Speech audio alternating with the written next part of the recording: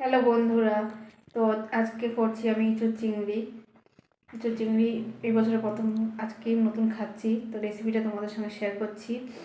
কেমন লাগে রেসিপিটা কমেন্ট করে জানিও। যদি ভালো লাগে তো একটা লাইক একটা শেয়ার করে দিও।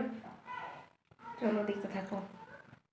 তো দেখো, এখানে এই যে চিংড়ি মাছ নিয়ে নিয়েছি, নুন হলুদ মাখিয়ে নিয়েছি। এদিকে যে মশলা বেটে নিয়েছি, এখানে আদা আদা জিরে রসুন টমেটো পেঁয়াজ সব কিছু দিয়ে মশলাটা করে নিয়েছি। আর এই যে এখানে আলু কেটে নিয়েছি, আর ইঁচড়গুলোকে আগে তো দেখিয়েছি ইঁচড়, এখন এই যে এগুলো সিদ্ধ করে নিয়েছি। দেখো, তো এখানে চিংড়ি মাছগুলো আগে ভেজে নিচ্ছি।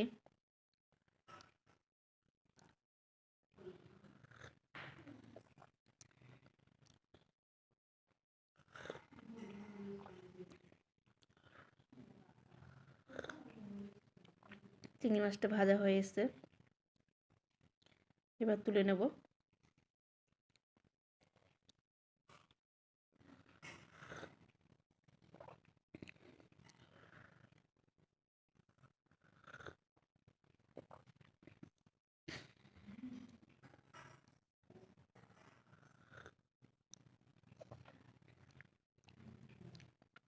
ওই তেলের মধ্যে সামান্য পরিমাণে আর একটু তেল দিয়ে দিলাম।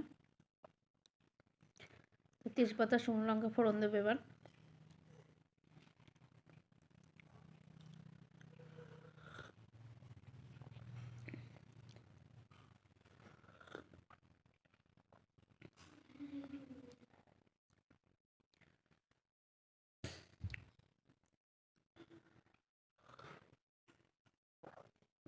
দিয়ে আলুগুলো ছেড়ে দেবো।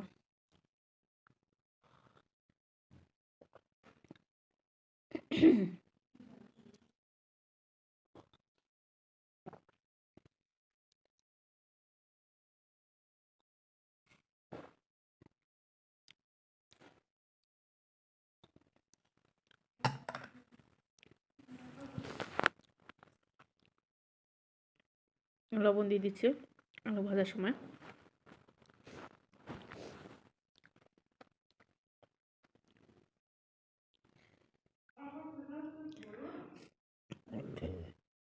হলুদ দিয়ে দিলাম সামান্য পরিমাণে আলুটা ভাজার জন্য।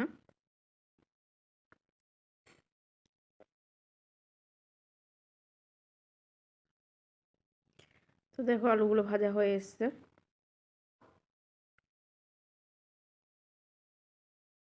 এর মধ্যে মশলা দিয়ে দেবো এবার, বাটা মশলা